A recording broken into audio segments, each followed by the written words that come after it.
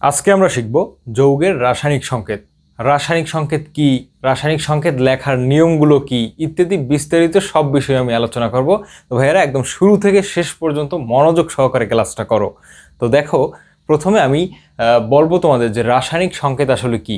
রাসায়নিক সংকেত হচ্ছে কোনো একটা পদার্থের গঠনকে সংখ্যা এবং প্রতীকের সাহায্যে প্রকাশ করার পদ্ধতি। অর্থাৎ আমি যদি এখানে একটা সংকেত লিখি এইভাবে যে H2O, এটা কি? এটা তোমরা জানো পানি, ঠিক আছে?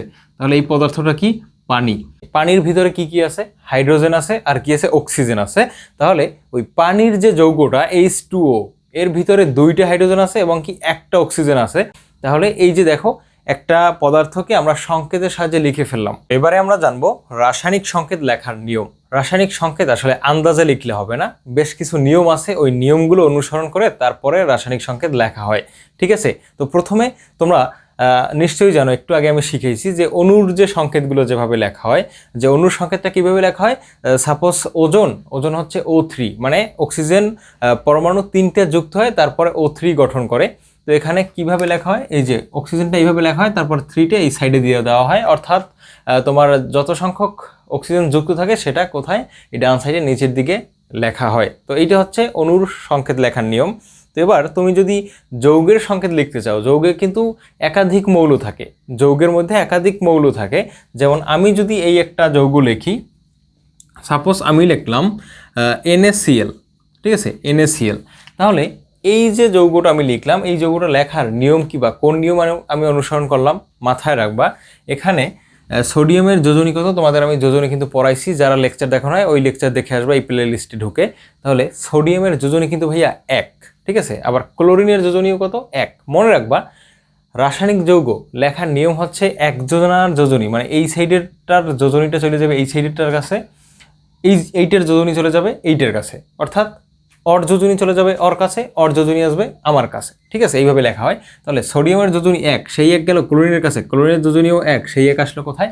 সোডিয়ামের কাছে। তো মাথায় রাখবা, যোজনী যদি কারো 1 হয় তো এই 1 সংখ্যাটা আসলে লেখা লাগে না, ওটা অটোমেটিকভাবে 1 ধরে নেওয়া হয়। কি বলছি বুঝতে পারছো? তাহলে NaCl এটা একটা গঠন। এবার তোমাদের আমি কোশ্চেন করি, তোমরা কি জানো যে MgCl হয় না, ঠিক আছে? MgCl হয় না, কি হয়, কিভাবে লিখতে হয়? MgCl2 লিখতে হয়।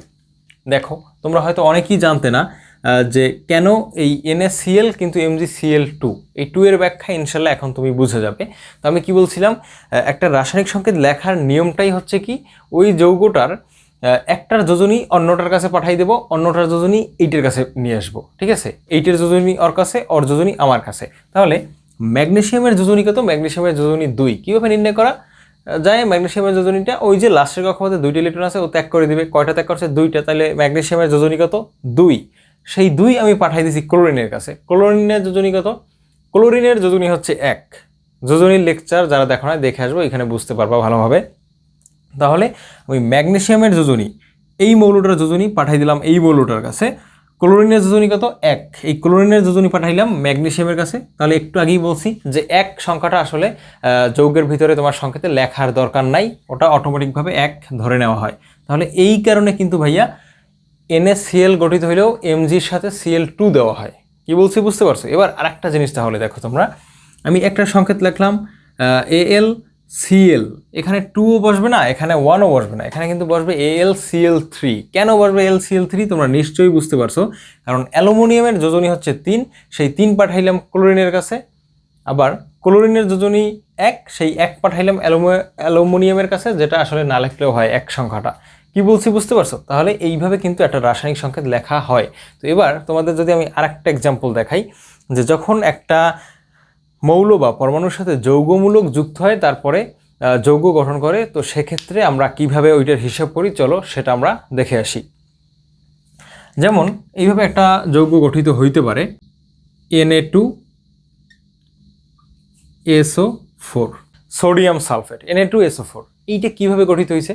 এখানে দেখো, একটা জিনিস মাথায় রাখো, তোমরা ওই যে যৌগমূলকের যোজনী যে সময় আমি পড়াইছি, নিশ্চয়ই তখন তোমরা লক্ষ্য করছো যে এইভাবে একটা যৌগমূলক আছে SO4 কি 2-। তো তোমরা বলো তো ভাইয়া, SO4 2-, এইটার যোজনী কত? ওর চার্জ সংখ্যাই হচ্ছে ওর যোজনী, তাহলে এইটার যোজনী কত 2। তাহলে এই যে SO4 2- যেটা ছিল, অর্থাৎ SO4 যে এখানে আছে এর যোজনীটা কত, এর যোজনী 2। সেই 2 গেল কার কাছে, সোডিয়ামের কাছে। সোডিয়ামের যোজনী কত, সোডিয়ামের যোজনী কিন্তু ভাইয়া 1, সেই 1 গেল এর কাছে, তো একটার লেখা লাগে না। কি বলছি বুঝতে পারছো? তাহলে এইটার সংকেত কিন্তু Na2SO4, NaSO4 দিলে কিন্তু হবে না। কি বলছি ভাইয়া, বুঝতে পারছো?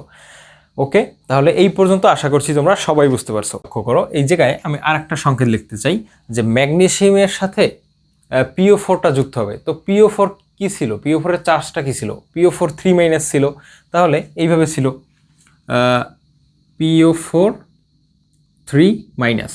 তো এইটা যদি আমি ম্যাগনেসিয়ামের সাথে এইটার এই যৌগমূলকটার বিক্রিয়া ঘটাইয়ে যদি একটা উৎপন্ন করতে চাই, তো সেক্ষেত্রে ওই উৎপাদনের সংকেত কি হবে দেখো, লক্ষ্য করো।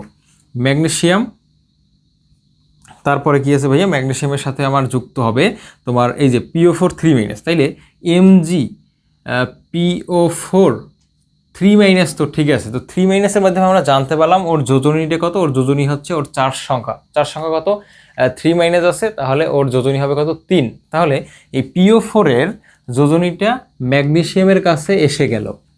এবার ম্যাগনেসিয়ামের যোজনী আমরা আবার জানি কত ভাইয়া, 2 জানি। তাহলে ম্যাগনেসিয়ামের যোজনীটা ওই যৌগমূলকটার কাছে চলে যাবে। তাহলে ওই যৌগমূলকটার কাছে যদি যেতে চাই, তাহলে একটা ব্র্যাকেট দিয়ে দেবা, তারপর এখানে 2 দিয়ে দেবা। কি বলছি বুঝতে পারছো? তাহলে এইভাবে কিন্তু রাসায়নিক সংকেতগুলো তোমার লিখতে হবে, না হলে কিন্তু আসলে ভুল হয়ে যাবে। কি বলছি ভাই, বুঝতে পারছো? তাহলে Mg3PO4 2, এটা কিন্তু এইটার সংকেতটা। তো এবার তোমরা আমাকে বলো তো, অ্যালুমিনিয়ামের সাথে যদি আমি সালফেট যে যৌগমূলকটা আছে সেটা আনি, তাহলে কিভাবে যৌগটা গঠন করবে? তাহলে এই আছে অ্যালুমিনিয়াম, তার সাথে আনলাম SO4। তাহলে এটা তো সংকেতটা তো হয় নাই। এটা কারেক্ট করার জন্য আমার ওই সংখ্যাগুলো কিভাবে বসাইতে হবে? অ্যালুমিনিয়ামের যোজনীটা যাবে কার কাছে? অ্যালুমিনিয়ামের যোজনী যাবে সালফেটের কাছে, SO4 এর কাছে।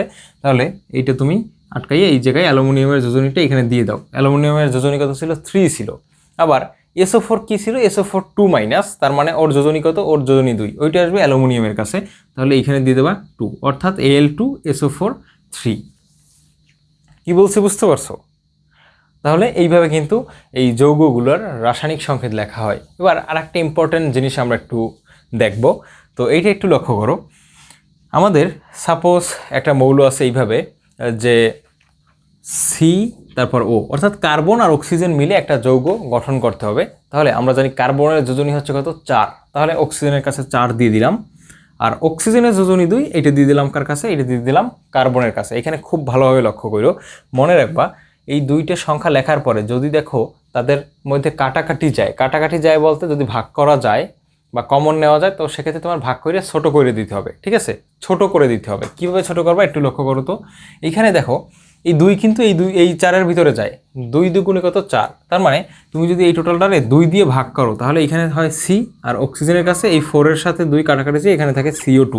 এইভাবেই কিন্তু ভাইয়া এই কার্বন ডাইঅক্সাইডের যৌগটা আসলে গঠিত হয়েছে। তো এবার তোমাদের কাছে আরেকটা কোয়েশ্চেন, Ca মানে ক্যালসিয়াম আর ক্লোরিন, এই দুইটা ক্যালসিয়াম আর ক্লোরিন এই দুইটা বিক্রিয়া যদি করে তাহলে ক্যালসিয়াম ক্লোরাইড উৎপন্ন হয়। তাহলে ক্যালসিয়াম ক্লোরাইডের যে সংকেতটা, এটা কি ঠিক আছে?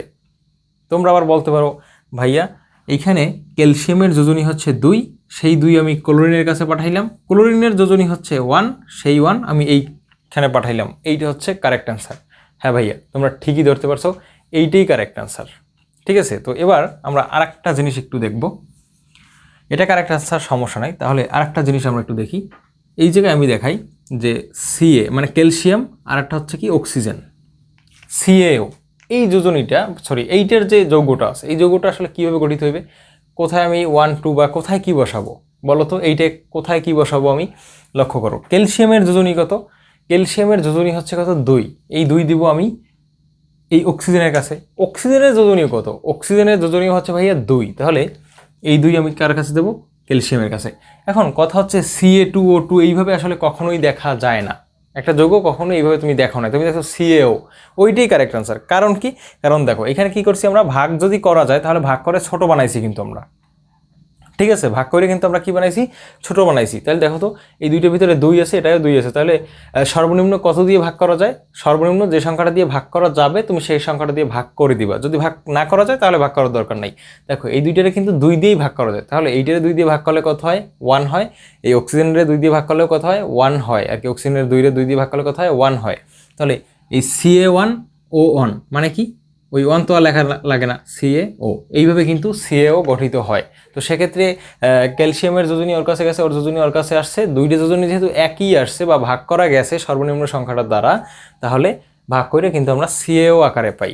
কি বলছি বুঝতে পারছো? খুবই গুরুত্বপূর্ণ কিন্তু এই রাসায়নিক সংকেত যদি তুমি ভালোভাবে না লিখতে পারো, কোনোভাবেই কিন্তু তুমি রসায়ন বুঝবা না, রসায়ন পড়ে কোনো মজা পাবা না, তোমার বিক্রিয়াগুলো মুখস্থ করা লাগবে। তো ইনশাল্লাহ আমি যেভাবে পড়াচ্ছি, এই ক্লাসটা যেভাবে নিচ্ছি, তুমি জাস্ট মনোযোগ সহকারে যদি দেখে থাকো, তোমার কাছে এই রাসায়নিক বিক্রিয়া পানির থেকেও বেশি সহজ লাগবে। ঠিক আছে? তো ভাইয়া এই ছিল আজকের লেকচারটা। ইনশাল্লাহ তোমরা সব কিছুই বুঝতে পারছো, না বুঝলে আবার একটু ভিডিওটা দেখে নিও। আর আমার জন্য দোয়া করো। আল্লাহ হাফিজ।